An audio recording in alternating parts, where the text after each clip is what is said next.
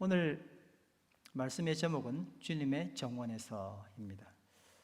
한번 따라 하실까요? 주님의 정원에서. 네. 요즘 카톡 모임에서 멤버들이 서로 이제 자기 집에 있는 모종도 가져오기도 하고, 작년에 모아놨던 씨앗들도 가져와서 멤버들이 이 씨앗 때문에, 그리고 모종들 키운다고 하는 바람에 많이 분주해졌습니다. 카톡 모임은 씨앗과 모종을 나누는 모임은 아니고요, 노래 배우고 그 다음에 하나님 말씀 나누고, 그러니까 갓을 이야기하자 해서 카톡보다 카톡하자 하는 의미로 된 모임입니다. 덕분에 저도 채소 그리고 꽃들 돌본다고 아침 저녁으로 매우 분주합니다. 여러분들 만약에 어떤 분이 꽃을 혹은 식물을 키운다고 하시면 분명히 애정을 가지고 키운다, 저는 그렇게 생각합니다. 죽기를 바랐다든지 뭐가 하나 튀어나오면 확 차버린다든지 그렇게 할 사람은 아무도 없죠. 애정을 가지지 않습니까? 그래서 적어도 사람도 그러한데, 우리가 주님의 정원 안에 있다면 얼마나 이걸 정성 들여 식물들을 돌볼까 하는 그런 생각을 하게 되었습니다.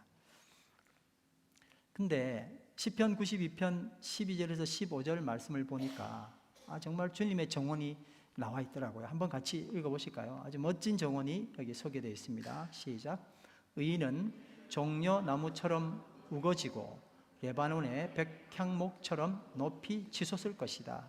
주님의 집에 뿌리를 내렸으니 우리 하나님의 뜰에서 크게 번성할 것이다. 늙어서도 여전히 열매를 맺으며 진액이 넘치고 항상 푸르를 것이다. 그리하여 주님의 올곧으심을 나타낼 것이다. 주님은 나의 반석이시요 그에게는 불의가 없으시다. 아멘. 이 말씀을 보니까 정말 수려하고 아름다운 정원의 풍광, 아주 큰 정원이네요. 이런 풍광을 해밀턴 가든 그런 느낌도 있고요, 로토루아의 레드우드 그런 느낌도 나고 그렇습니다. 주목되는 말씀은 주님의 집에 뿌리를 내렸으니 우리 하나님의 뜰에서 크게 번성할 것이다 하는 겁니다. 한번 따라 해보실까요? 주님의 집에 뿌리를 내렸으니 우리 하나님의 뜰에서 크게 번성할 것이다. 여러분, 나무가 뿌리 내린 곳이 어디라고요? 주님의 집. 그리고 이 멋진 정원을 돌보시는 분이 하나님이시라면 정말 두말할 필요 없이 최고의 환경입니다. 뿌리가 어디에 내리면 최고예요? 주님의 집에. 우리 집에도 어떤 식물이 하나 뿌리를 내렸는데 아침 저녁으로 돌본다니까요. 바쁜 시간 이용해서 물도 주기도 하고, 해가 고추를 누가 주셨는데 고추가 해가 좀 많이 필요한 것 같아가지고요, 화분에다 바퀴를 달아가지고 해복에 제가 옮깁니다. 해 좀 많이 보라고. 적어도 고추 하나를 가지고 주인이 그렇게 하는데, 하나님 집에 만약에 이것이 뿌리를 받고 있다면 하나님은 어떻게 하시겠습니까? 정말 정성을 다해서 키우지 않겠습니까? 문제는 나라는 나무가 어디에 심겨졌느냐 하는 겁니다. 만약 주님의 집 밖에 있다면 나라는 나무가 열심히 노력해서 그리고 매일 건전한 꿈을 꾸면 주님의 집에 조금씩 가까워져서 마침내 주님의 집들 안으로 들어갈 수 있을까요? 없을까요? 내가 노력을 하는 거예요. 주님의 집 밖에 이제 내가 심겨져 있는데, 아이고 나 저기 들어가야 돼 하고 나무가 노력하면 들어갈 수 있습니까? 나무는 정말 전체적으로 존재 자체가 수동적입니다. 그래서 주님의 집에 심겨질 수 있는 딱 하나의 방법이 있는데, 그게 뭘까요?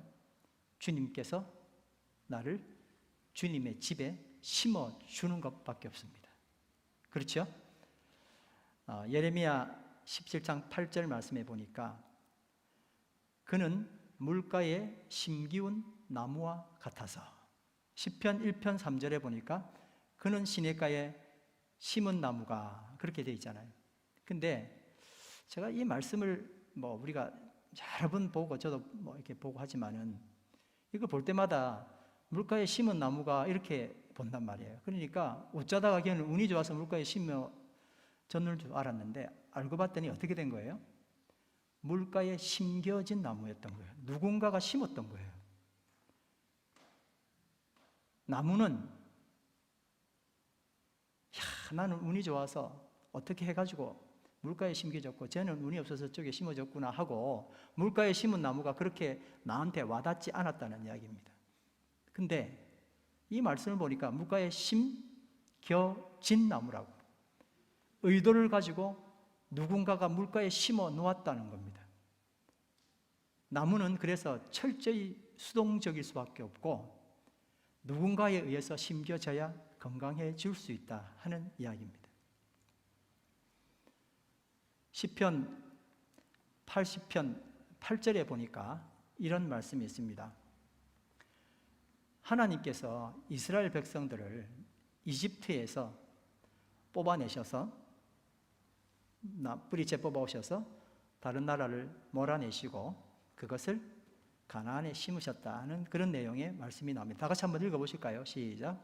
주님께서는 이집트에서 포도나무 한 그루를 뽑아오셔서 문나라들을 몰아내시고 그것을 심으셨습니다. 이사야 5장 1절 2절 말씀해 보니까 이 뿌리채 잘 뽑혀서 이집트란 나라에서 가나안으로 온 이 포도나무가 어떤 상황으로 변했는지를 이사야 5장 1절 2절 말씀에 이렇게 표현하고 있습니다. 다 같이 읽어보실까요? 시작. 내가 사랑하는 이에게 노래를 해주겠네. 그가 가꾸는 포도원을 노래하겠네. 내가 사랑하는 사람은 기름진 언덕에서 포도원을 가꾸고 있네.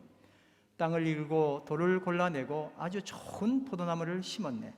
그 한가운데 망대를 세우고 거기에 포도주 짜는 곳도 파놓고 좋은 포도가 맺기를 기다렸는데 열린 것이라고는 들포도뿐이었다네. 포도원의 노래라고 하는 아주 유명한 이사야에 나오는 노래입니다.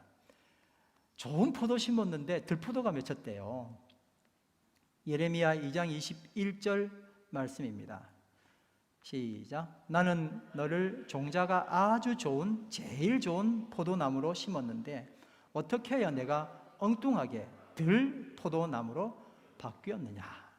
하나님은 최고 최상의 극상품 포도나무를 심으셨다 그렇게 이야기합니다. 이스라엘이라는 극상품 포도나무가 그렇지만 들포도, 시원찮은 포도나무로 변하고 말았다는 이야기를 하는 거예요.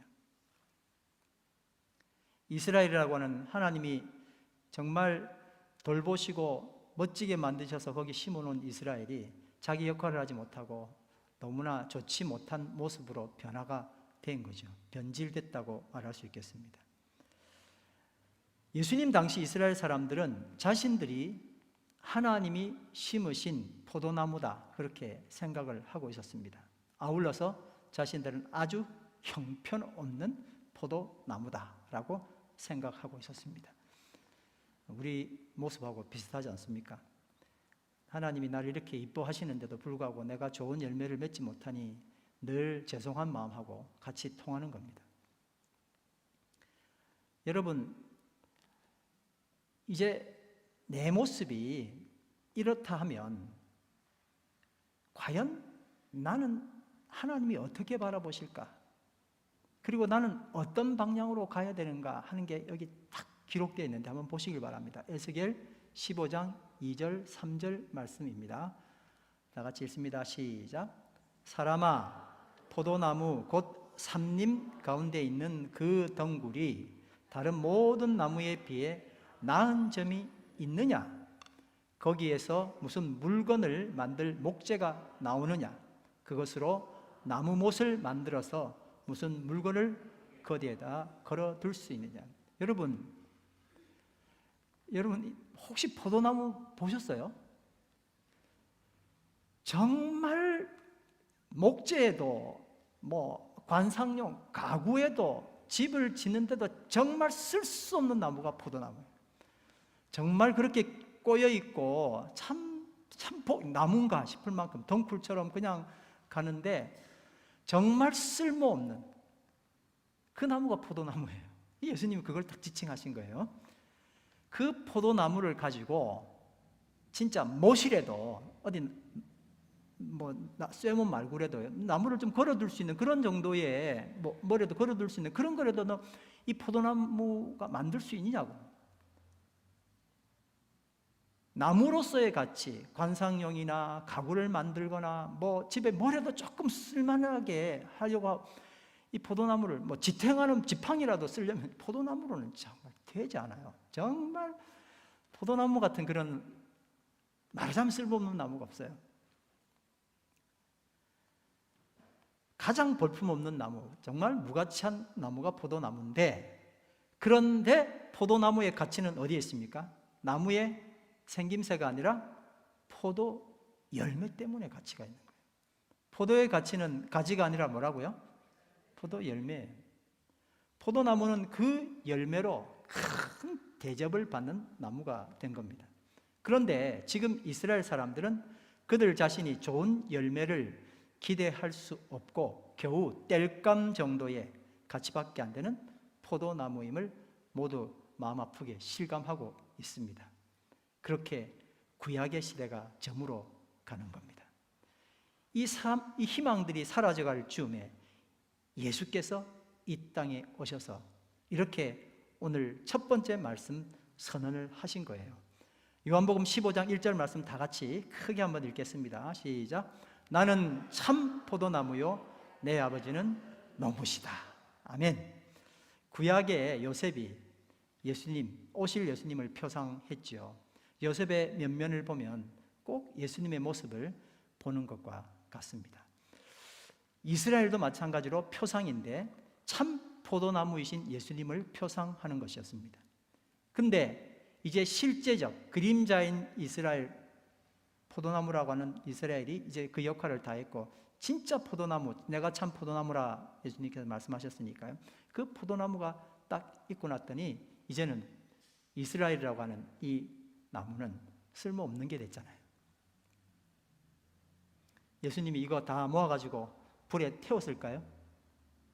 그게 아니라 예수님은 이 이스라엘을 자신의 몸에 접붙이셨습니다. 여러분, 접붙인다는 이야기 아시죠? 네.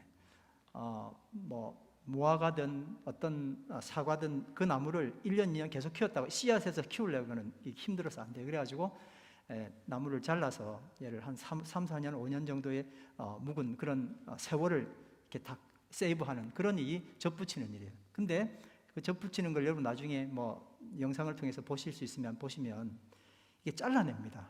나무를 잘라야 돼요.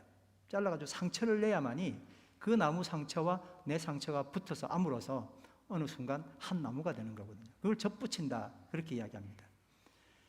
접붙이려면 원래 나무는 뭐 할 수밖에 없다고요? 상처를 받을 수밖에 없는 겁니다. 요한복음 15장 5절 말씀 다 같이 읽습니다. 시작. 나는 포도나무요 너희는 가지이다. 사람이 내 안에 머물러 있고 내가 그 안에 머물러 있으면 그는 많은 열매를 맺는다. 너희는 나를 떠나서는 아무것도 할 수 없다.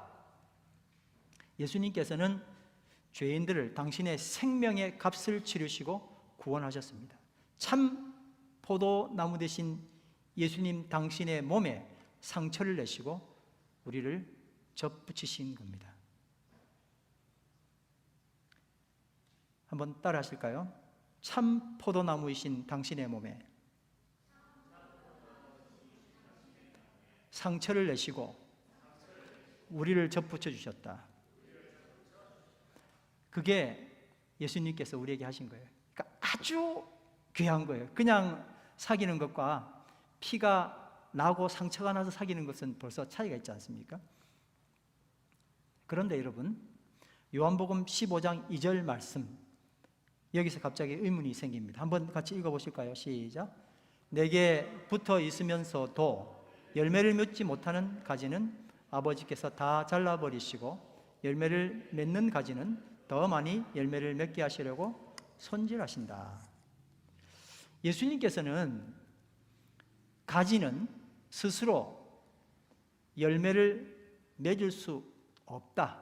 그래서 당신께 붙어 있으면 열매를 많이 맺는다. 그렇게 말씀하셨습니다. 4절 말씀 같이 보겠습니다. 시작. 가지가 포도나무에 붙어 있지 아니하면 스스로 열매를 맺을 수 없는 것과 같이 너희도 내 안에 머물러 있지 아니하면 열매를 맺을 수 없다. 저기 뒹굴 저기 따로 떨어져 있는 어떤 나무가 있는데 참 포도나무이신 예수님께 접붙임되어 붙어 있으면 어떻게 된다고요? 열매 맺는 거예요. 근데 붙어 있지 않고 떨어져 있으면 어떻게 돼요? 열매 맺지 못해요. 그러면 불에 타는 겁니다. 그러니까 주님께 붙어 있으면 어떻게 된다는 거예요? 열매를 맺는 거예요.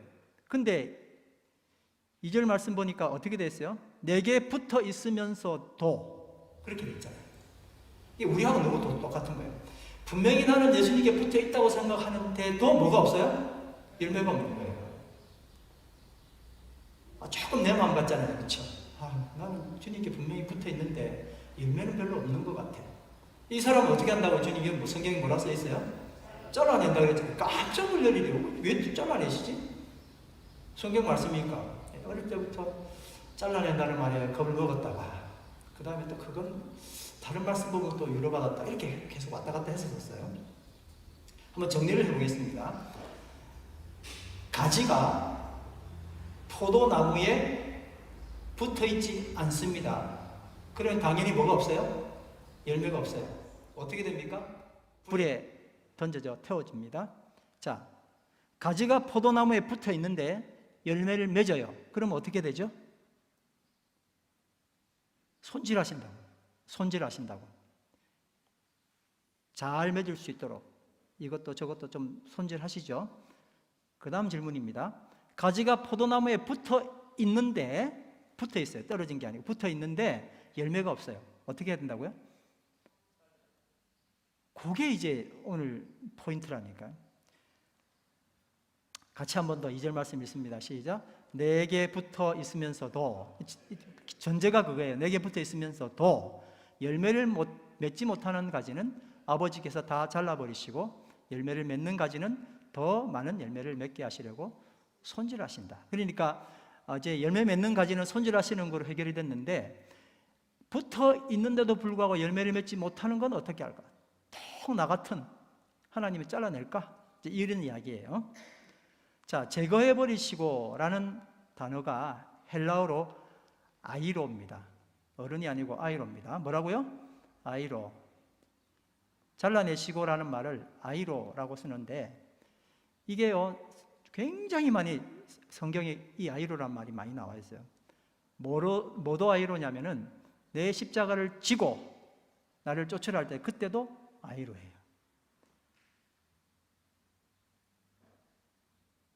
아주 많은 부분에서 아이로가 나옵니다. 사도 바울이 뱀에게 물렸는데 뱀을 집어내고 했을 때 그때 짖는다는 이야기가 이 두 말에는 떨쳐내고도 되는 거거든요. 아무튼 거기도 또 아이로라는 말이 써 있어요. 그러니까 이 아이로는 첫 번째는 들어 올린다라는, 첫 번째 뜻은, 기본적 뜻은 들어 올린다는 뜻입니다. 두 번째는 제거한다는 뜻입니다. 들어 올린다는 것은 You raise me up이에요. You raise me up, 나를 세워주신다 하는 그 의미에서 아이로가 쓰여집니다. 자, 이제 성경 번역은 이렇게 되어 있는데 예수님 말씀은 아이로라고 썼기 때문에 이게 들어 올린다는 말도 되고 뭐도 돼요? 제거한다는 두 가지 말이 되는 겁니다. 요한복음 15장 2절을 두 의미에서 한번 읽어볼게요. 첫 번째, 내게 붙어있어. 시작. 내게 붙어 있으면서도 열매를 맺지 못하는 가지는 아버지께서 다 들어 올리시고, 이렇게 해석할 수 있어요. 두 번째는 내게 붙어 있으면서도 열매를 맺지 못하는 가지는 아버지께서 다 잘라버리시고. 뭐가 마음에 듭니까? 들어 올리는 게 마음에 들죠. 자르는 것보다 낫다 싶은데, 자, 이게 어떻게 된 이야기를 좀 봐야 될 것 같아요. 여러분, 우리말에 같은 단어인데 정반대 뜻을 가지고 있는 게 있습니다.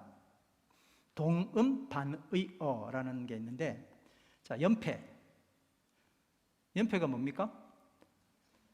계속 패한다는 뜻이죠. 근데 3연패했다 이러면 어떻게 되는 거예요? 계속 이겼다는 거잖아요. 연패란 말은 똑같은데 하나는 계속 진다는 이야기고 하나는 또 뭐예요? 계속 이긴다는 이야기. 범인이란 말이 있습니다. 범인. 저 사람은 범인이야 그러면 죄 지은 사람이지만 범인들이 이러면 뭐예요? 평범한 사람이에요. 범인이 아니고 평범한 사람이에요. 범인도 그렇습니다. 어지간하다 하는 말하면 저 사람 참 어지간해 이러면 잘한다는 뜻도 되지만 아주 어지간해요 라는 말 듣고 참 잘한다는 뜻도 되지만 어지간해 하나 정말 이러면은 참 그렇다는 뜻이에요. 그죠? 진짜 재밌는 단어가 뭐냐면 끊다는 거예요. 애들이 나 학원 끊었어 이러면 끊었다는 이야기예요? 등록했다는 이야기예요? 학원을 끊으면 학원 등록했다는 이야기잖아요. 근데 끊었다는 이야기는 뭐예요? 또 안 간다는 뜻이에요. 그러니까 끊다라는 말 하나 가지고도 이 두 가지 정반대의 의미가 있잖아요. 이 아이로라는 단어도 두 의미가 있어요. 그래서 그 말을 들어보고 뒷 이야기, 앞 이야기를 다 맞추면 얘가 뭐가 되는 거예요? 아이로의 원래 뜻이 나오는 거예요. 제가 이제 어릴 때 포도원 있는 그 교회가 포도원이 있었는데 그때 이제 포도원 어떻게 하는지 밤에 이제 가서 포도서리 하면서 많이 지켜봤습니다. 그거 잘 먹으면 어떻든 포도원 돌아가는 것도 알아야 되니까요. 그러면서 아주 맛있는 포도를 먹었던 기억이 납니다. 자세는 알지 못, 어릴 때 기억이라 자세는 알지 못하지만 포도원의 모습들이 이렇게 그려지는데 포도나무를 증식하기 위해서 두 가지 방법이 있습니다. 하나는 꺾어진데 진짜 가지를 잘라가지고 땅속에 파묻는 거예요. 그러면 그 밑에 있는 그 가지에서 뿌리가 나와서 얘를 심으면은 얘가 포도가 되는 거고 그 다음에는 두 번째가 휘무지라고 하는 방법입니다. 휘무지가 뭐냐면 휘어서 묻는다 그런 뜻입니다. 요거는 아주 성공률이 좋은 건데 뭐냐면은 그냥 포도 가지를 밑에 내려가지고 그대로예요. 자르지 않고 이렇게 내려서 땅에다 묻어놔요. 그러면 거기 땅에 묻혀있는 거기서 뭐가 나냐면 뿌리가 나는 거예요. 그러면은 딱 잘라가지고 이제 뿌리는 놔두고 옆에 있는 걸 잘라가지고 요걸 다시 심으면은 꺾어지는 약간 위험성이 있을 거 아니에요. 그죠? 뭐 뿌리가 안 날 수도 있고 그런데 휘무지는 반드시 나게 돼 있어요. 뿌리가 난단 말입니다. 그러니까 하나님 각 식물마다 살아갈 수 있는 어떤 능력들을 주셔가지고 가지에서 바로 뿌리가 나올 수 있도록 그렇게 만든 것이 있었던 거예요. 땅에 닿은 포도 가지가 새 뿌리가 나면서 휘무지 효과를 일으켜냅니다. 근데 이 포도 가지가 우리 한국은 포도나무를 키울 때 이 포도가 이 지붕처럼 이렇게 돼 있잖아요. 근데 뉴질랜드나 또 이 아시아 쪽 저쪽으로는 농사를 잘 해야 되니까 그렇게 지붕을 덮지 않고 그냥 이렇게 길쭉하게 세우더라고요. 그래서 포도를 심겠다고 할 수 있도록 그래야 이제 큰 농사를 지을 수 있으니까 그런 것 같아요. 근데 만약에 물이 부족한 곳이라면 그렇게도 농사가 안 되는 거예요. 그러면은 가지들이 자꾸 땅에 붙을 수밖에 없어요. 그걸 보고 주인이 이 가지 열매도 안 맺네 하고 주인이라면 자를까요? 안 그러면 얘를 들어 올릴까요? 들어 올려가지고 얘가 가만히 땅에 있는 애를 보니까 어떤 현상이 일어나고 있어요? 뿌리를 내리고 있는 거예요. 여러분 가지가 뿌리를 내리기 시작하면 그 뿌리에서 뭔가를 해야 되기 때문에 원 가지에서 공급받는 걸 자꾸 거부를 하는 거예요. 그래서 걔가 시름시름 앓게 되는 겁니다. 그러면 주인은 어떻게 해야 되겠어요? 포도원 농부는 어떻게 해야 되겠습니까? 얼른 걔를 들어 올려가지고 뿌리를 탁 털어버려야 돼요. 요게 뭐예요? 요게 제거예요. 뿌리는 제거하시고 그 다음 어떻게 해야 돼요? 가지는 들어 올려줘야 되는 거예요. 그래야만이 얘가 건강하게 그 가지에서 뭐를 맺을 수 있어요? 포도 열매를 맺을 수 있는 거예요. 이걸 아이로 한다 그렇게 이야기하는 겁니다. 농부 이걸 들어 올리시고 거기 묻어있는 이것 때문에 힘들어하는 뿌리를 내린 것 땅에 뿌리를 내리고 있는 얘가 그래서 힘들어하는 걸 뿌리를 없애주는 것 이게 제거하고 또 뭐가 되는 거예요? 들어 올리심이 되는 겁니다. 제가 한 10년 전에 영상을 하나 봤는데 한 이 포도나무에서 포도송이가 3,000송이가 열린다는 거예요. 그래서 정말인가 하고 이제 봤더니 영상을 보니까 딱 중앙에 나무가 하나 딱 있어요. 그리고 그 가지를 주인이 얼마나 잘했는지 계속 들어올리고 자르질 않아요. 포도 특징이 그거더라고요. 얼마든지 가는데 그때 한 3km 정도, 그 가지의 길이만 3km 정도 된다 그랬는데 최근에 또 보니까요 4,500송이 됐어요. 걔가 한 나무에서 가지만 잘 뻗쳐주면 4,500송이가 맺히는 거예요. 최근 10월 달 거 그 영상을 또 제가 봤거든요. 포도 한 나무에 포도송이 4,500송이, 어떤 데는 5,000송이라 그러고 이제 세지도 못해요. 얼마나 많은지. 굉장히 땅을 건강하게 만들고 주인이 계속 가지를 자르는 게 아니라 들어 올려주는 걸 한 거예요. 근데 작년인가 어떤 일이 있었냐면은 이 포도가 굉장히 유기농이고 좋은데 그보다 다른 포도가 생겨가지고 이 주인이 그걸 포기하고 다 잘라버렸어요. 돈이 안 된다고. 그런데 1년 만에 다시 포도가 워낙에 건강하니까 다시 4,500송이로 다시 만들었더라고요. 고창에 한번 나중에 여러분들 뭐 시간 있으시면 한번 고창 4,500송이 이렇게 하면 아마 영상 보실 수 있을 겁니다. 하나님은 농부, 하나님은 뭐라고요? 농부이시고, 예수님은 참 포도나무, 우리는 뭐라고요? 가지. 다시 한번 더 하겠습니다. 하나님은 크게 하셔야 돼요. 하나님은 농부, 예수님은 참 포도나무, 우리는 왜 하는지 여러분 이유를 아실 거예요. 다시 한번 더 크게 대답해 주십시오. 하나님 아버지는, 예수님은, 우리는 가지. 아멘. 우리가 우리 자신을 바라보면 한심하기 짝이 없습니다. 나름 괜찮죠. 근데 또 돌아서고 나면 정말 내가 도대체 왜 이러는 거야? 꼭 포도나무 가지처럼 그런 거예요. 너무나 사실 이게 당연한 겁니다. 왜냐하면 우리는 진짜 볼품없는 가지이기 때문에. 예수님 우리를 가지라 그랬어요. 가지. 못 하나도 만들 수 없는, 나무못 하나도 만들 수 없는 그런 참 볼품없는, 가구도 만들 수 없고 뭐 기둥으로 세울 수도 없고, 그냥 세우면 여러분 금방 쭉 찌그러집니다. 포도나무처럼 가치 없는 게 없어요. 그러니 우리가 봐야 할 것은 무엇이냐?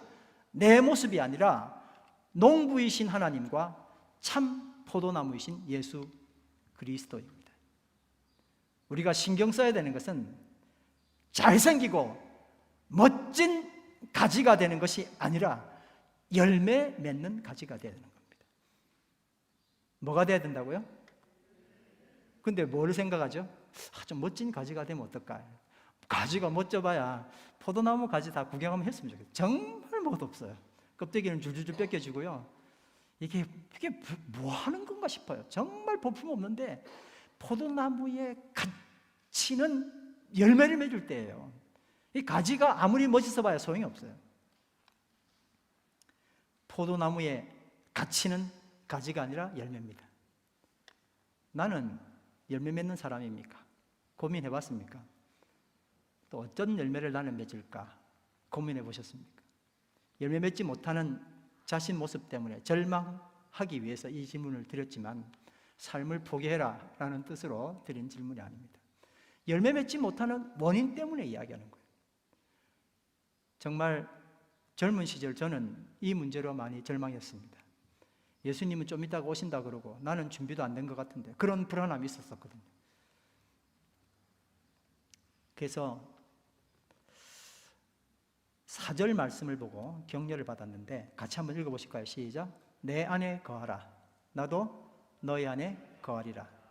가지가 포도나무에 붙어있지 아니하면 스스로 열매를 맺을 수 없음같이 너희도 내 안에 있지 아니하면 그러하리라.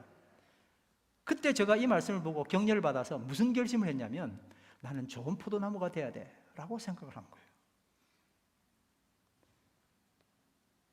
구약시대 그리고 신약시대 초기에 백성들이 절망했던 그 절망을 저는 맛보게 됐습니다. 좀 시간이 지나니까 포도나무 되는 게 아니구나 하고 저는 멋진 가지가 되기 위해서 노력을 했습니다. 보기에는 굉장히 좋아 보이고, 제가 목회를 하게 된 어떤 이유도 여기에 있는데, 정말 폼 잡고 노래 잘 부르고요, 아주 경건하게 고상하게 노래 부르는데 제가 도가 터졌던 사람입니다. 아유, 참 잘하시네요, 은혜 받았습니다, 그렇게 하는 말을 들을 수 있는 표정을 지을 줄 알았다니까요. 그런데 어느 날 충격을 받은 거예요. 술을 먹고 어떤 사람이 성전 안으로 들어왔는데, 제가 그분을 굉장히, 술에 대해서 제가 좀 별로 안 좋은 기억이 있어서 나가라고 그랬어요. 나가라고. 근데 그분이 나한테 탁 얼굴 쳐다보면서 노래는 잘하더만 그러는 거예요. 그때 제가 충격을 받았어요. 노래는 잘하더만 이러는데 저 사람이 날 봤구나. 나는 온갖 표정 다 지으면서 아주 멋지게 노래 부르는데 너 노래는 그 따라하면서 네 속은 그거 아니라는 이야기잖아요. 너무 충격을 받았어요. 그 이후로부터 거지 보기를 제가 거지로 안 봅니다. 저 사람이 무슨 말 할지 몰라가지고 굉장히 조심하고, 그 이후로 많은 거지들을 만나고 다녔었습니다. 오는 거지 내쫓지 않고 거지랑 밥 먹을 수 있는 그런 마음도 생기기도 하고 그랬었어요. 멋진 가지, 예루살렘 성전에 멋지게 황금으로 소색된 멋진 가지 있을 줄은 몰라도 생명 없는 그런 가지였었습니다. 열매 맺는 방법은 굉장히 간단했습니다. 내가 노력하는 것이 아니라 나는 단지 가지이고 열매는 가지가 포도나무에 붙어 있으면 자동으로 열린다는 겁니다. 저는 이 말씀이 굉장히 힘이 되고 능력이 됐어요. 예수님이 우리에게 나는 포도나무여 너희는 열매니 그랬으면 우린 죽었을 거예요. 너무 감동적입니다. 나는 열매 맺기 위해서 그렇게 노력하고 열매 맺는 좋은 삶을 살기 위해서 살아왔는데도 불구하고 열매는 남들이 볼 때는 참, 나는 쇼할 수 있을지 몰라도 다른 사람이 볼 때는 정말 별것도 아닌데, 그래서 절망하고 있는데 주님이 말씀하시기를 나는 포도나무고 너는 뭐라고요? 가지니라고 이야기한 거예요. 그러면서 뭐라 말씀하셨냐면, 가지의 최고의 궁극적인 이유는 열매 맺는 건데, 가지가 열매 맺을 수 있는 이유는 어떻게 하는 거라고요? 포도나무와 붙어 있으면 되는 거라고.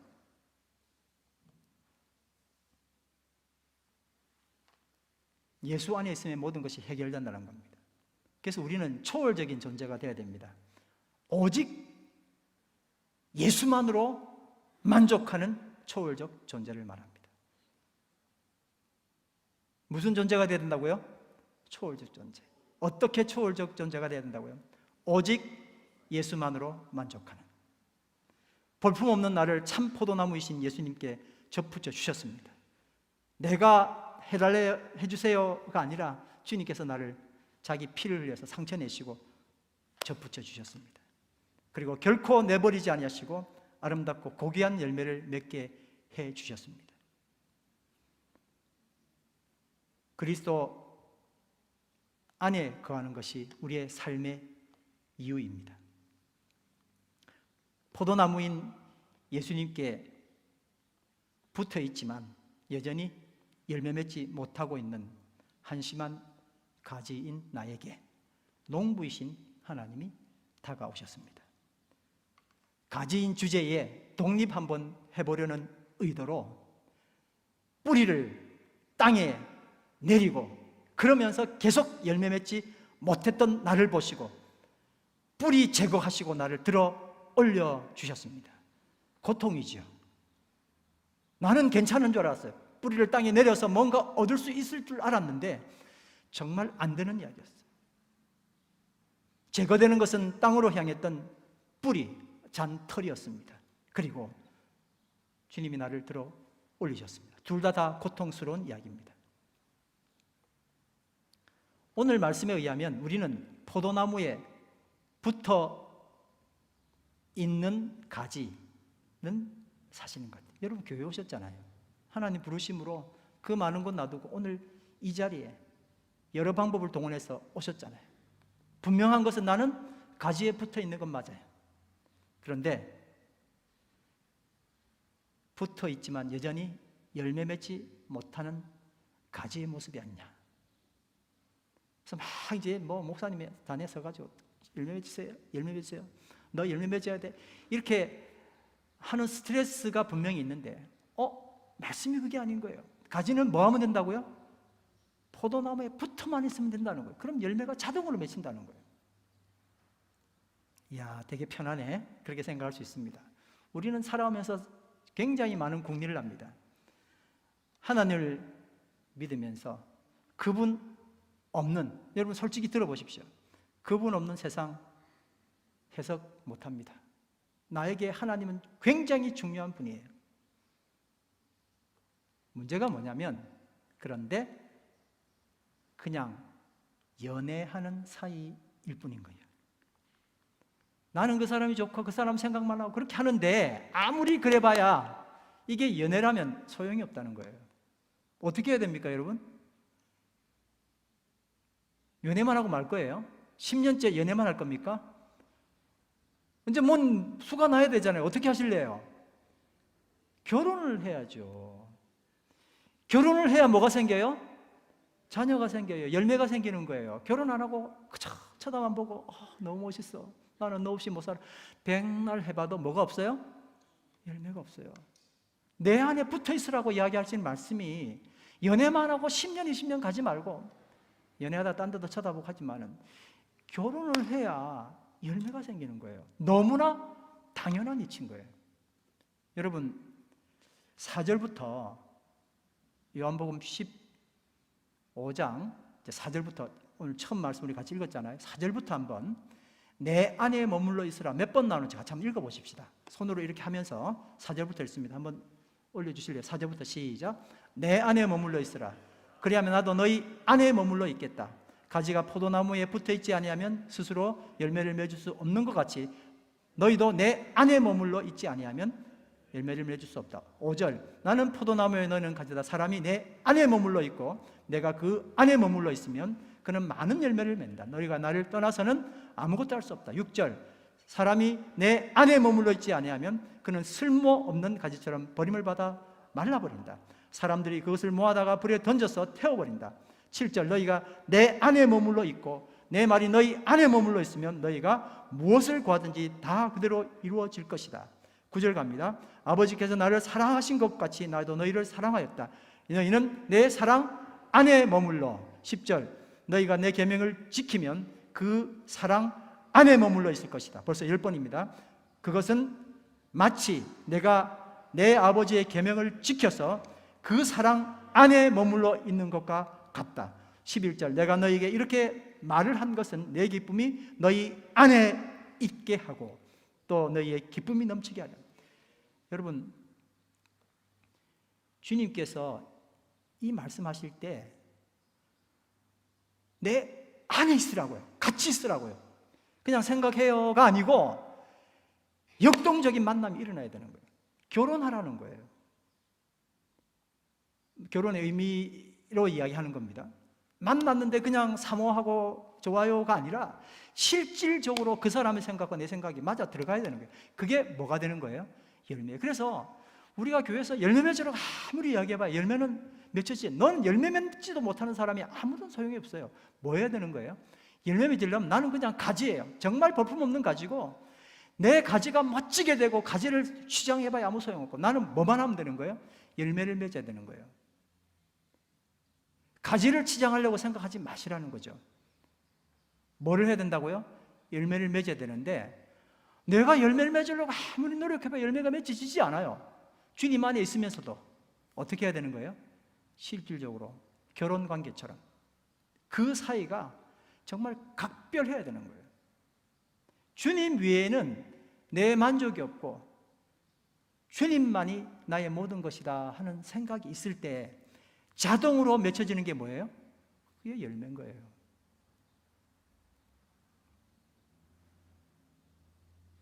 나는 나고 하나님은 하나님이고 열매가 없습니다.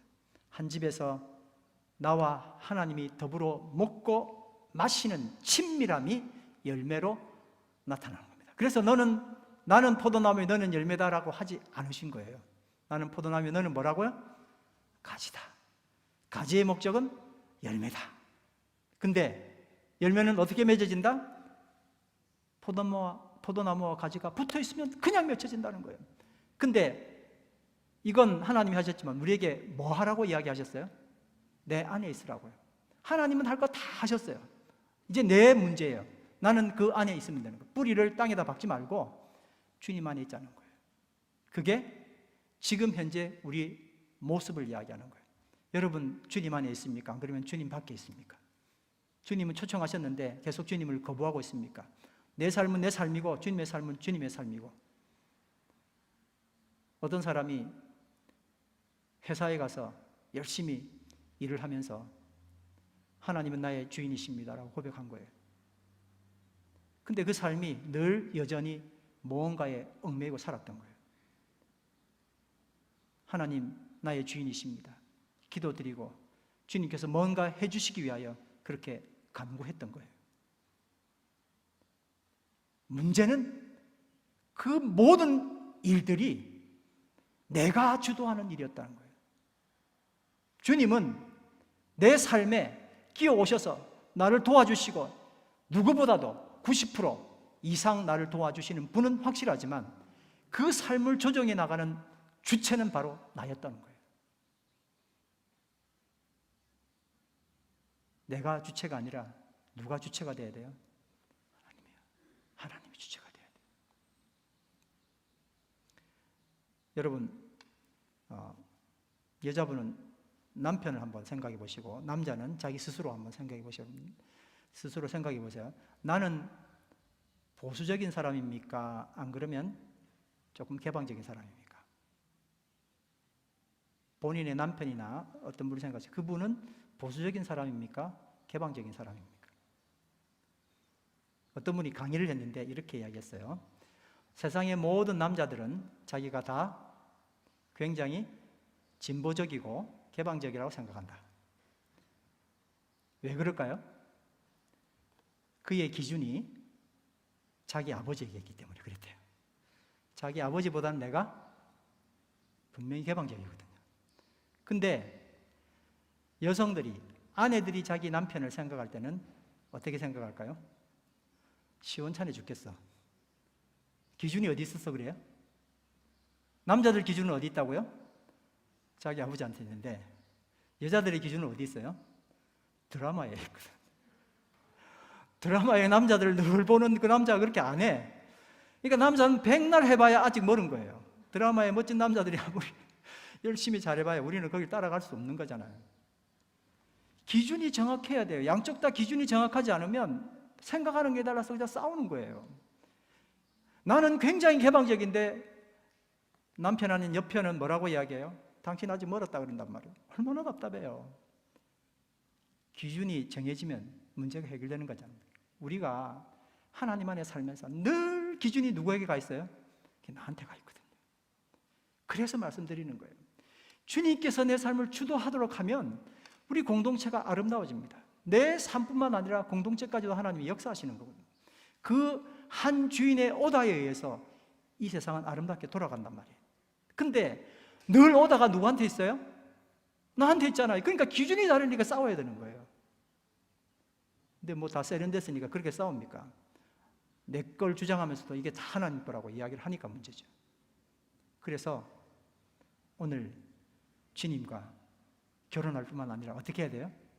내 삶에 나를 지도해 나가는 모든 것을 내가 아니라 주님께 올려드리는 일들을 해야 하는 것입니다. 포도나무에 붙어있는 가지가 열매 없는 상태면 무슨 상태라고요? 연애. 열매 맺는 상태면 결혼이에요. 오늘 여러분 이제 헤어져서 또 한 주간 또 우리가 살아야 되지 않습니까? 나는 주님과 결혼했는가 아직도 10년째 연애 중인가 한번 생각해 보시기 바랍니다. 그리고 주님께서 부르시는 그 부르심에 문을 두드려 나 너한테 들어가고 싶어 이럴 때 어떻게 해야 돼요? 주님 들어오십시오 하고 활짝 열고 다시 내 마음대로 사는 게 아니라 주님 나를 지도해 주십시오. 주의 뜻대로 살아가기를 원합니다. 그렇게 고백하시기를 간절히 바랍니다. 요한복음 15장 5절 금주의 암송 말씀입니다. 다 같이 읽습니다. 시작. 나는 포도나무요 너희는 가지이다. 사람이 내 안에 머물러 있고 내가 그 안에 머물러 있으면 그는 많은 열매를 맺는다. 너희는 나를 떠나서는 아무것도 할 수 없다. 아멘. 다 같이 일어나셔서 주와 같이 길 가는 것 찬양 드리겠습니다. 가사를 생각하시면서 찬양 드립니다.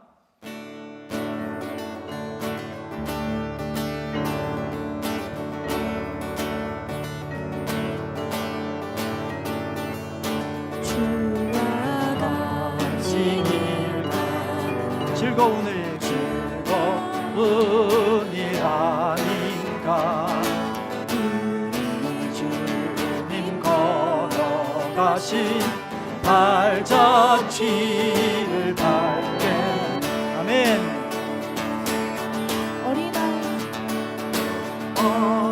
어린아이 같은 우리 미련하고 약하다 주의 손에 이끌리어 생명길로 가네.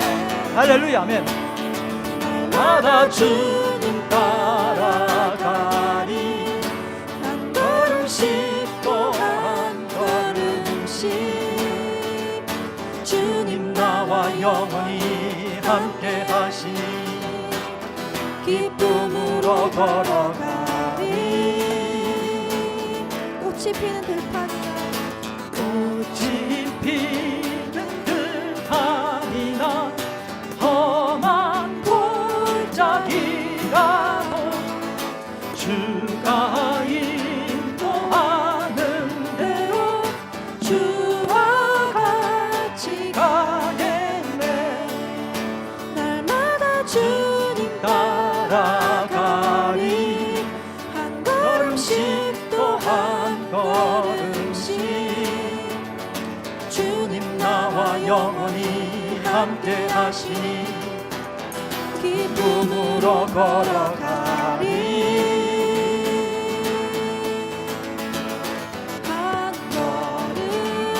한 걸음 주 예수와 함께 날마다 우리는 걷겠네. 한 걸음 주 예수와 함께 날마다